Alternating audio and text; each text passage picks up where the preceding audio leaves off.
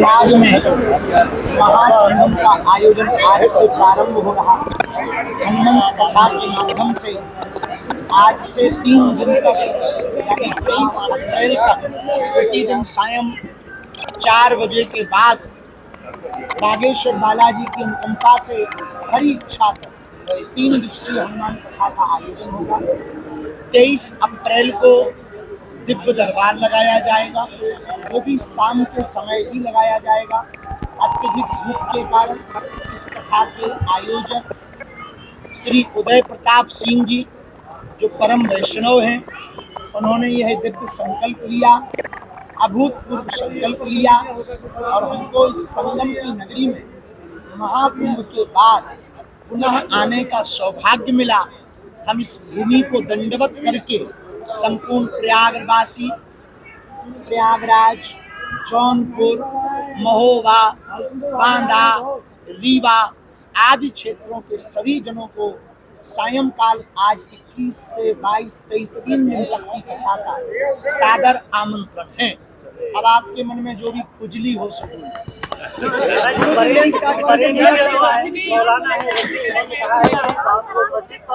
General मस्जिद को कलंक कहना गलत है, आपका जो बयान है जी। ये कहा कि विश्वनाथ जी के बगल में जो कलंक लगा है वो कलंक मिटेगा और भगवान शिव की नगरी में बहुत ही जल्दी वहाँ पर ज्ञानवापी के पास में रुद्राभिषेक होगा। भगवान मौलाना है, उन्होंने कहा है कि इसको कलंक कहना गलत है, वहाँ की झंडा फहराया नहीं जा सकता है जी। समय समय का खेल है, समय समय की बात, समय समय का खेल है, समय समय का योग। करोड़ों में बिकने लगते हैं 2 कौड़ी के लोग। तो हम इतना ही कहेंगे कि ऐसा एक समय पर किसी व्यक्ति ने ये भी कहा था कि पत्ता नहीं हिलेगा, लेकिन देखो राम मंदिर बन गया ना। जिन्होंने भी ये कहा है कि वहाँ पे भगवान ही लहराएगा, एक दिन पक्का है, तय है, ज्ञानवापी पर भगवान लहराएगा और वहाँ रुद्राभिषेक होगा। हमें भरोसा है देश की न्यायपालिका पर, हमें भरोसा है यहाँ के आस्थावान श्रद्धालु।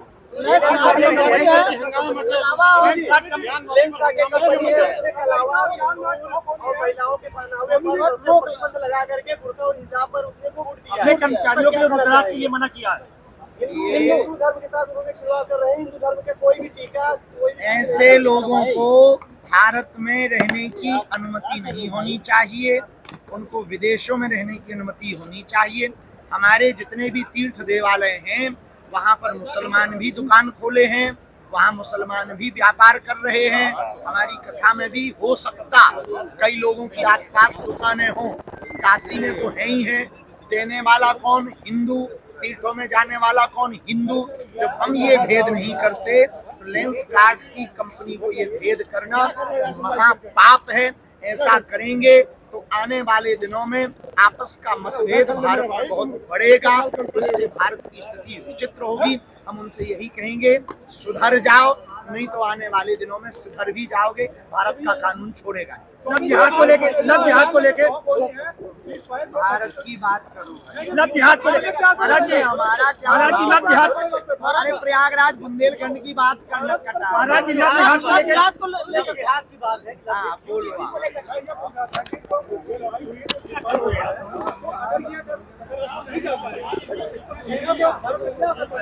देखिए वैश्विक रूप से देखो, तालाब में पत्थर फेंको या डायमंड, तरंग दोनों से उठती है। उसी प्रकार विश्व में कहीं पर भी युद्ध होगा, उसका स्पंदन हर देश को होगा, तो भारत को भी होगा और हमें लगता है भारत को ज्यादा होगा। नासिक के कंपनी में लव जिहाद को लेकर बड़ा मामला हुआ है, वहाँ के वर्करों को, महिलाओं को ले जाके उस पर हमने बोल दिया है कि सुधर जाओ वरना भारत का कानून सुधारेगा। और महाराष्ट्र का कानून बहुत अच्छा है और महाराष्ट्र में इस बात को लेकर के बहुत प्रबल, वहाँ के हमारे यशस्वी मुख्यमंत्री बहुत ही प्रिय श्री देवेंद्र फडणवीस जी सैद्धांतिक रूप से, वैचारिक रूप से अपनी परंपरा को बहुत प्रबलता से मानते हैं। जल्दी ही हमें भरोसा है कि वो इस पर कठोर कार्रवाई करेंगे और हम हिंदुओं से प्रार्थना करेंगे कि देख लो, हमें लगता है व्यापारवाद में यदि मजहब को आगे लाया जाएगा तो देश की स्थिति परिस्थिति बिगड़ जाएगी। वरना हम हिंदुओं से भी अपील करेंगे कि अपनी अपनी कंपनियों में सिर्फ हिंदुओं को ही काम यूजीसी को लेकर गुरुजी क्या कहेंगे? यूजीसी को लेकर यूजीसी आप बताएं क्या कह दें, आप क्या सुनना चाह रहे हैं? यूजीसी के भी यूजीसी के समर्थन में कुछ है, कुछ उसके विरोध में है। बात की जाए, यूजीसी के आने के हम बाद देश में जोड़ने की बात करते हैं, तोड़ने की बात नहीं करते हैं। तो हमारा यही उद्देश्य है कि सरकार नीति, विधाएं और संविधान की पद्धति जो है समानता वाली, तो हम चाहते हैं कि हमें जातियों में ना बांटा जाए, हमको भारतीय रखा जाए, ये जो नारी हिंदू शक्ति रखा जाए। नारी शक्ति का प्रयोग किया गया है जी, इसमें दिक्कत क्या है? आप क्या अपना भर सुख चाहते हो क्या? नारी शक्ति कथा वंदना सर्वजन अधिनियम का हिताय, जो किया सर्वजन है। सुखाय है, कन्या विवाह सर्वजन हिताय, सर्वजन सुखाय है, कैंसर हॉस्पिटल की सेवाएं धार्मिक प्रवचनों से सबके लिए, हित के लिए, सबके सुख के लिए ही कार्य किया। गुरुजी, पश्चिम बंगाल में योगी जी ने कहा है कावा नहीं बनने देंगे, क्या? कावा नहीं बनने देंगे। हाँ, तो की भूमि है वो। भारत में काबा की क्या आवश्यकता है? हमें आप एक बात भी तो बताओ ना। भारत में काबा की जरूरत नहीं है, काबा जहाँ है वही ठीक है। भारत में काबा की आवश्यकता नहीं है। भारत में तो हमें लगता है विश्वनाथ बाबा की आवश्यकता है। नारी शक्ति वंदना अधिनियम का ये भी किया है। आपको लगता है कि जो वादे की पार्टियां हैं वो वाकई में चाहती है कि महिला आरक्षण में वो लागू हो, क्योंकि पार्टियां पहले भी अपना जो है 30% से ज्यादा उनको टिकट दे सकती है, जबकि ऐसा जो ग्राउंड पे देखने को नहीं मिलता। आप क्या करना चाहेंगे? देखिए, ये तो राजनीतिक की विषय है और राजनीति के विषय पर हम बोलते नहीं, पर मातृ धर्म पर हमारा इतना कहना है, जिस देश की जयकारा मातृ नाम से लिया जाए, भारत माता की जय, जहाँ गाय भी माता हो, गंगा भी माता हो, गायत्री भी माता हो, वेद भी माता हो, उस देश में माताओं की पूजा होनी ही चाहिए। और जितने अधिकार माताओं को मिल सके वो माताओं के हित के लिए है। और यत्र नार्यस्तु पूज्यन्ते रमन्ते तत्र देवता, हमारे शास्त्रों का ये सिद्धांत है। तो हमें लगता है माताओं की यदि सेवा होगी, पूजा होगी, उनके लिए कोई भी लॉ कानून आरक्षण बनता है, तो हमें लगता है इस देश के प्रत्येक पुरुष को, प्रत्येक पार्टी को, प्रत्येक व्यक्ति को जो अपनी माताओं के पुत्र हैं उनको सपोर्ट करना चाहिए, क्योंकि ये मातृ हित के। आपने 4 बच्चों की बात की है, तो आपको लगता है कि इंडिया के अंदर लोगों के पास इतनी इनकम है कि उनको 4 बच्चों को पाल सके वो? जी, आपने 4 बच्चे कहे कि अजगर करे ना चाकरी, पंछी करे ना काम, दास मलूका कह गए सबके दाता राम। जब उनके 30 बच्चे पल सकते हैं तो हिंदू के 4 नहीं पल सकते। हर डिपार्टमेंट में जो गद्दार घुसे हुए हैं उनके लिए क्या कहना चाहेंगे? मगर हमेशा जात धर्म और नाम पर जिस तरह से बांटा जाता है, उनको क्या संदेश देना चाहेंगे इस बारे में? देखिए, जातिवाद, भाषावाद, क्षेत्रवाद से ऊपर उठकर राष्ट्रवाद होना चाहिए, लेकिन अपनी परंपराओं को भी मानना चाहिए। जैसे हम सनातन परंपरा को मानते हैं, तो हम उसके प्रति कट्टर का मतलब ये नहीं कि हम किसी को मारते काटते, लेकिन हम अपने सिद्धांतों को बलिपूर्वक मानते हैं, व्यवहार से भी, आचरण से भी, वाणी से भी, और लोगों को जगाने का काम नहीं करते। तो हमें जातियों में नहीं बंटना चाहिए, क्षेत्रों में नहीं बंटना चाहिए, भाषाओं में नहीं बंटना चाहिए। हमें एक तिरंगे के नीचे रहने की विचारधारा को स्थापित करना चाहिए और अपनी मान्यताओं को मानते हैं। भारत हिंदू राष्ट्र होगा, उसके लिए प्रयत्न जारी है। और इस वर्ष 4 जुलाई को हम फिर से घोषणा करने वाले हैं। उसके लिए इस वर्ष अब हम आगामी दिनों में रथ यात्रा की 4 जुलाई से निकलेगी और अच्छा करिए।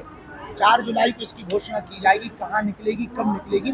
और इस वर्ष हम रथ यात्रा करेंगे, भारत को हिंदू राष्ट्र बनाएंगे। देश भर में ये चलेगी, लगातार यत्र अभी लगातार चली रही। अभी उत्तर प्रदेश में गुरुजी, गौ रक्षा पे क्या बोलना चाहेंगे? यात्रा करेंगे। गौ रक्षा पे क्या बोलना? गौ सेवक की आवश्यकता है, गौ रक्षक से ज्यादा। गौ माता को हम लोग जो है पूजते हैं, मानते हैं। तो वर्तमान में गौ रक्षक ज्यादा है, गौ सेवक कम है। देश में गौ माता को बचाना है तो गौशाला नहीं उपाय, एक हिंदू एक गाय। आज गुरु शंकराचार्य जी का गुरु जिस तरह से शंकराचार्य का इंडिया का राज क्या है सर? सबसे पहले युवक जानना चाहते हैं। ये तो परसों दरबार में नक्कटे तुम ही ढूंढ लेना।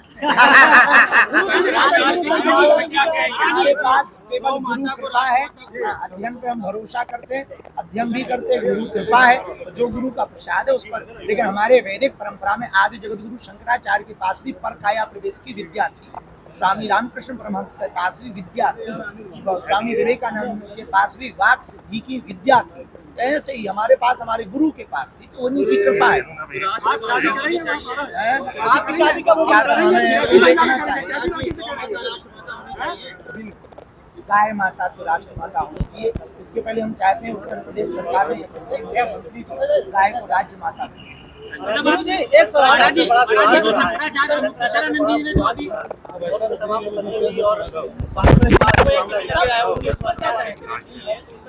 हमें उसकी सत्यता हमें किंचित मात्र ये पता नहीं है, उस विषय का कि सत्य क्या है असत्य क्या है। हम यही कहेंगे संतों को आपस में विवाद नहीं, संवाद करना चाहिए, ताकि सनातन की हंसी ना हो, अपने धर्म का उपहास ना हो, चाहे वो राजपीठ के लोग हों, चाहे वो शंकराचार्य या संतों की पीठ के लोग हों। हम दोनों से ही ये प्रार्थना करेंगे कि आपस में सामंजस्य स्थापित करके विवाद नहीं, संवाद का रास्ता चुना जाए, ताकि दूसरे मजहब के लोग, अब और लोग यही हंसी करके कह रहे हैं कि पहले अपना तो संभाल लो, फिर हमारा नहीं। हिंदुओं में एकता नहीं विरोध, इसके लिए क्या करना महाराज जी, चाहिए? यही सबसे बड़ा दुर्भाग्य और दुख है, इसी के लिए हम प्रयत्न कर रहे हैं। 3 दिन की कथा हिंदू एकता की प्रतीक है। प्रयागराज में संगम है और यहाँ सब एक हो रहे हैं। जब 3 नदियां एक हो सकती हैं तो हम हिंदू एक क्यों नहीं हो सकते? महाराज जी, प्रचारानंद जी जो धन्यवाद।